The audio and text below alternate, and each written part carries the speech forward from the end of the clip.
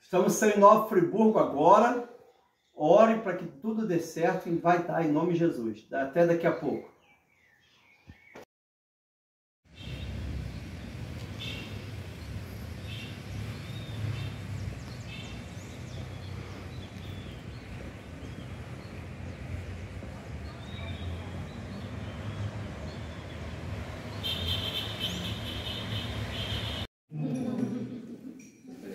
Mudança de direção. Agora não tem Judas.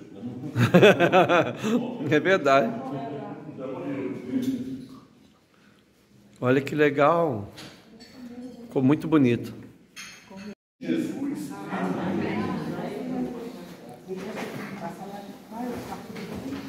Que coisa boa.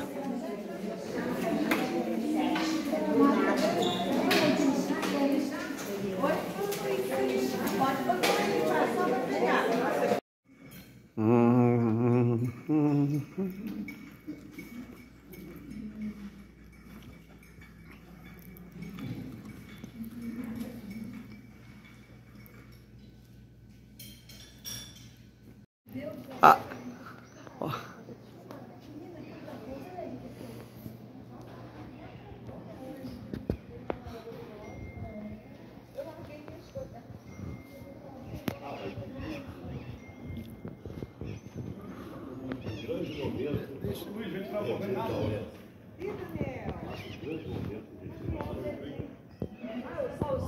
Deixa a gente tirar o trem e depois a gente pode vender. Elonede. Olha o vídeo, Elonede.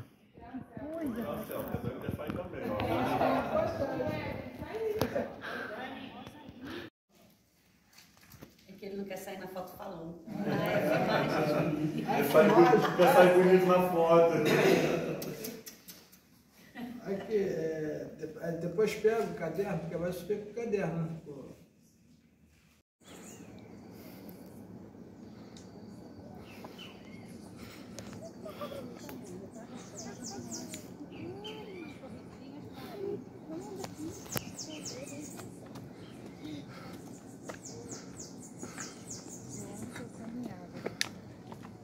Mas agora com esse negócio de médico.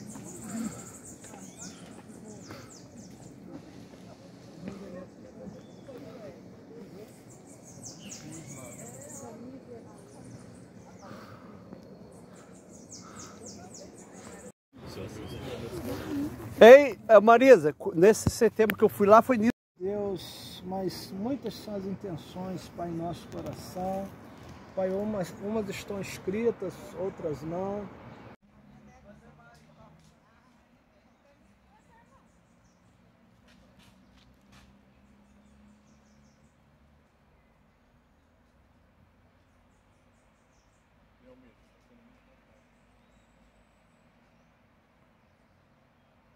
Viajando, Senhor, guarda, traz a tua serva. Todos os seminaristas, Pai. Eu te louvo e te agradeço, Pai, por todos eles. Amém. Eu entrego também agora as meninas, Pai, que vocês me peçam, Pai. Entrego a Érica, a Cristina, o seu esposo, o seu filho, sua futura nora. Pai, abençoa a casa dela, que ela vai.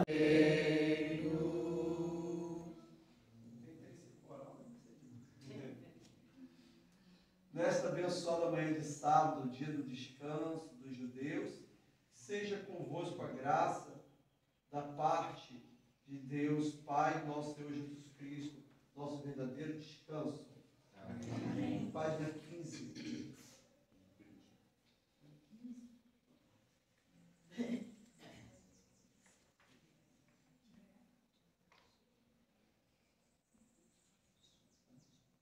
Dinheiro, vinde, comprai e comei. Sim, vinde, comprai sem dinheiro, sem preço, vinho e leite. Orai pela paz de Jerusalém, prosperarão aqueles que te amam. O arrependimento diário nos leva a uma vida feliz e plena. Se confessar os nossos pecados, Ele é fiel e justo para nos perdoar os pecados e nos purificar de toda justiça. Senhor, apresentamos a Ti os nossos pecados. Tu és fonte de vida,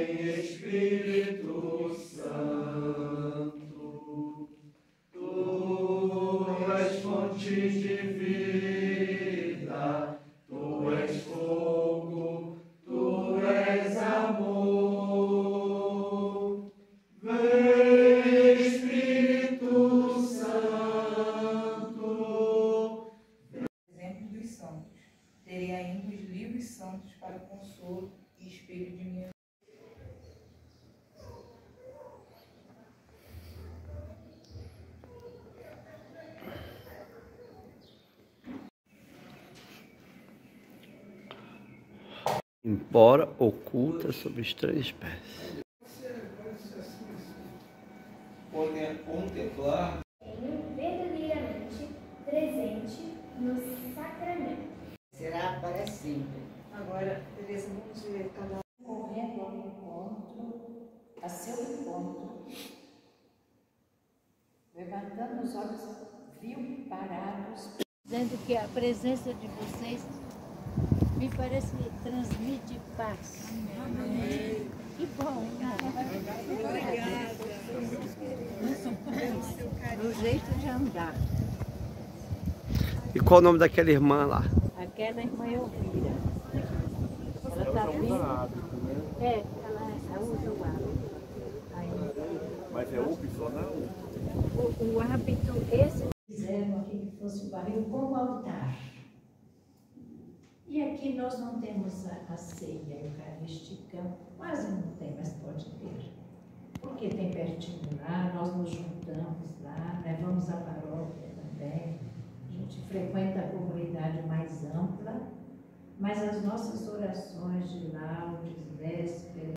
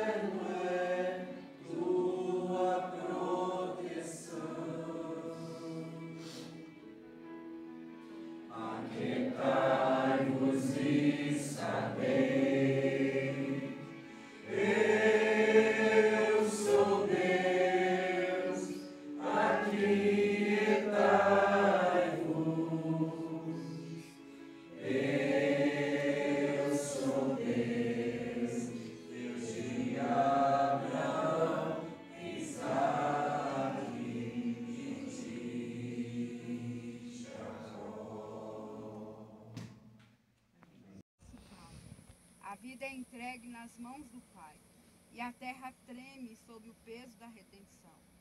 Aqui está o mistério central da fé cristã, o Deus que morre por amor. John Wesley pregou: a morte de Cristo é o maior ato de amor jamais concebido. O eterno morrendo pelo temporal, o santo morrendo pelo pecador. E Martinho Lutero acrescenta: Deus morreu. E isso é fé. Pois se Deus pode morrer, então o amor é mais forte que a morte. São Bento contempla esse amor obediente como o ápice da humildade. Cristo foi obediente até a morte e assim entrou na glória. Francisco de Assis, diante do crucificado, não pedia consolo, mas comunhão. Senhor, que eu não procure ser consolado, mas consolador. Não ser amado, mas amar. A cruz é o altar onde o amor se consome e o mundo renasce.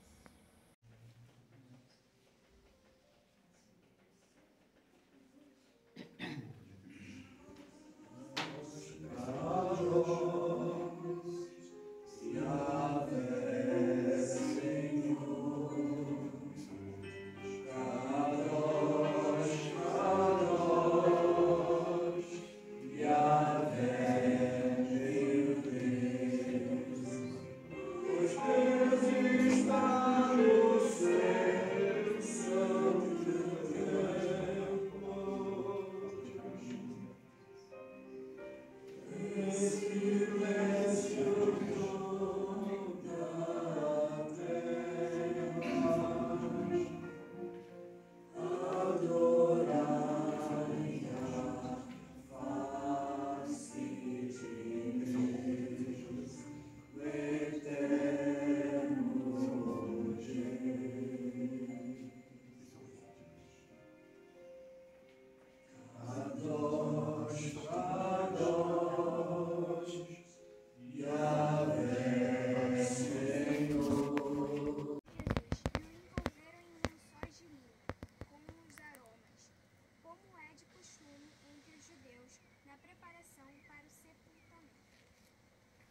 Meditação.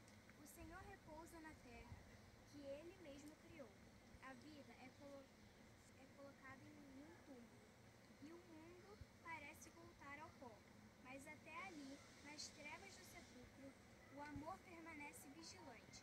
João Calvino afirmou: o corpo de Cristo no sepulcro foi o penhor de nossa ressurreição, pois ali o pecado foi sepultado para sempre.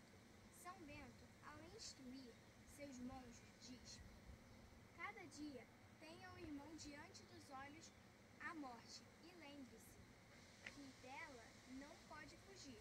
E Francisco de Assis, em sua humildade derradeira, chama a morte de irmã. Louvado sejas, meu Senhor, por nossa irmã, a morte corporal, da qual homem algum pode escapar. O sepulcro de Cristo é o útero da nova criação, o ventre do silêncio, onde a graça germina. Senhor. Enquanto o levavam, pegaram um homem de Cirene, chamado Simão, que voltava do campo, e puseram a cruz sobre ele, para que levasse atrás de Jesus. De repente, um homem comum é chamado a partilhar o peso do Redentor. Simão de Cirene não o escolheu, foi compelido, mas sua obediência o inscreveu na história da salvação. Assim também nós, muitas vezes, chamados sem aviso, somos convidados a participar dos sofrimentos de Cristo. Martim Lutero escreveu: a cruz não se escolhe, ela nos escolhe. E quando ela vem, é sinal de que Deus nos trata como filhos. A regra de São Bento ensina: recebe as dificuldades da vida como se fossem do próprio Cristo. E São Francisco, com espírito alegre, dizia: bem-aventurado o servo que suporta com paciência as tribulações e humilhações. Simão é o ícone do discípulo cotidiano, aquele que, tocado pela necessidade, aprende o amor no serviço. Senhor Jesus, que aceitaste a ajuda de um homem simples. Se o céu exulte a terra, ressuscitou Jesus Cristo. Alegre-se os céus, exulte a terra, ressuscitou Jesus Cristo.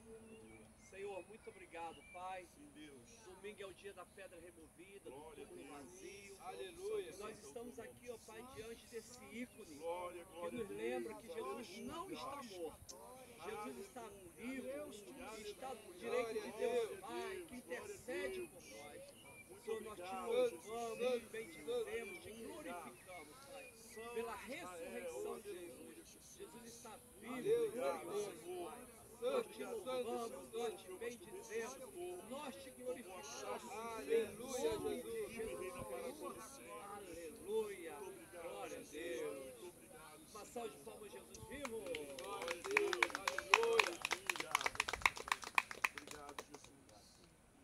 E que nós apenas balbuciamos todo, assim, respondendo ao seu amor. Nós não passamos de crianças que balbuciamos nosso desejo de corresponder ao seu amor no dia a dia, né? E assim como a criança, a adolescente anunciou a palavra ali, não é tão bonito, com tanta singeleza, e nós fomos,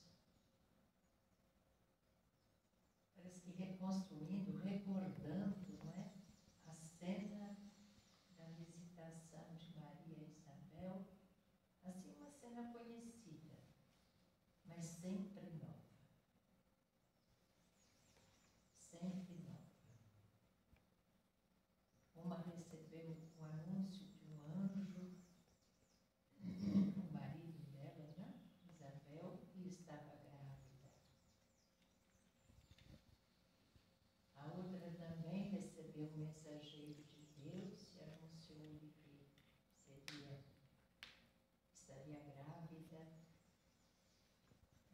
Filho de Deus encarnado como um de nós. A gravidez já é um mistério por si mesmo. Biologicamente falando, né? Então ela, assim como um ícone da nossa fé, é muito grande, é um mistério grande. Eu vou repetir um pouquinho aquilo que o artista disse, me falou enquanto ele pintava, enquanto ele escrevia o ícone. Eu preciso sempre corrigir. O ícone é a escrita de uma cena, de um mistério. Então ele diz que a gente olhando para elas, não é? Tem duas mulheres e o mistério da gravidez, que aparece discretamente. Uma um pouco mais,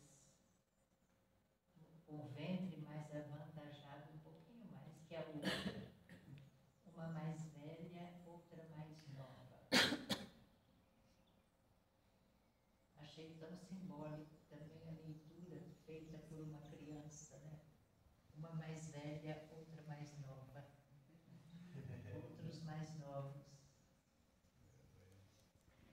E do lado da mulher que já tem algumas rugas, né, da Isabel, tem uma janelinha, que significa uma janela, metade de uma janela, e representa todo o Antigo Testamento.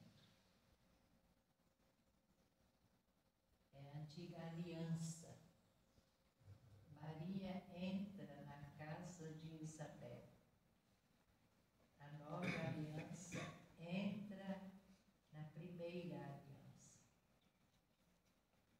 O mistério é muito grande.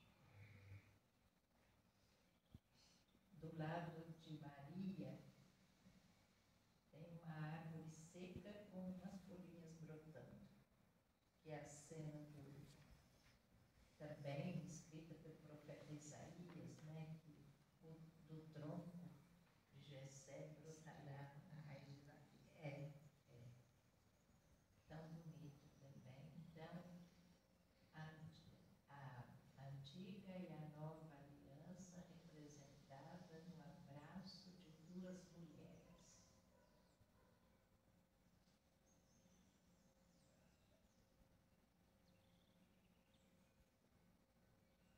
Elas se abraçam e se olham nos olhos, um olho desproporcional, grande, muito grande.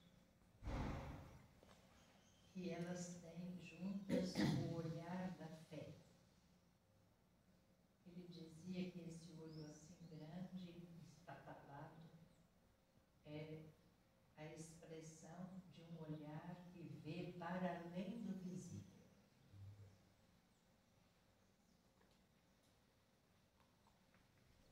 E os brincos, como eu dizia ontem, tanto na antiga como a nova aliança, a gente só capta também pelo ouvido, o ouvido do coração.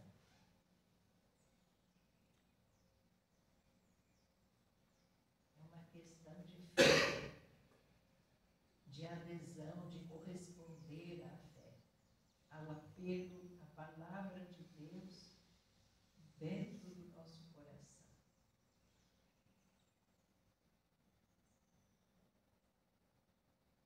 Elas se abraçam como esses sete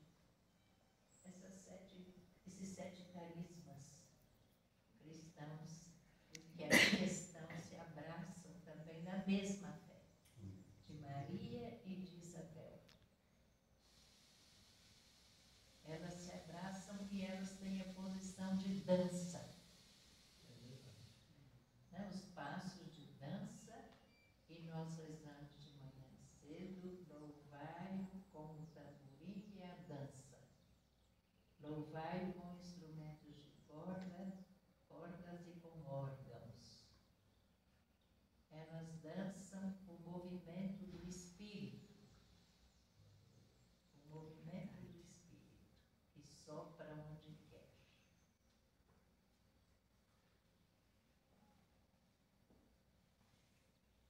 Ambas, o ícone termina nesse pequeno tronco, não é? Essa pequenina estante, esse tronco, essa madeira, que pode ser a cruz do Senhor, e a sua presença